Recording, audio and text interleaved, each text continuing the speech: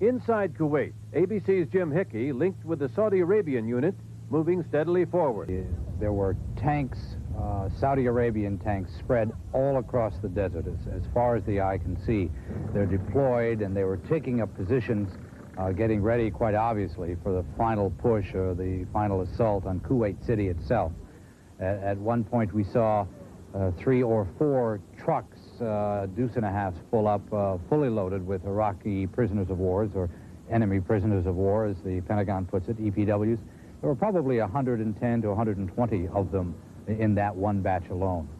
The Iraqis are giving up in massive numbers. At last official count, some 25,000 enemy prisoners of war were in hand. But that number is probably already out of date. These are Saudi forces, the 20th Mechanized Brigade, Ted. This is the logistical tail. Why don't we take a look at them a little closer? This tail runs a long, long way. We're about 12 kilometers, what's that, about 8 miles or so from the Saudi border inside Kuwait. This is the force that will move along and take care of the troops that are up ahead.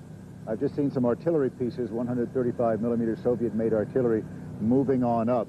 Essentially what the Saudis are going to be doing here, Ted, is moving past a minefield, which is why there's a traffic jam here, and into that second tier of Iraqi forces, the ones they're really concerned about. Yesterday they met some conscripts who simply put their hands up and said, we surrender and we'd like something to eat. Today, there is armor and artillery that they're going to have to face, and they will find out just how willing this army is actually to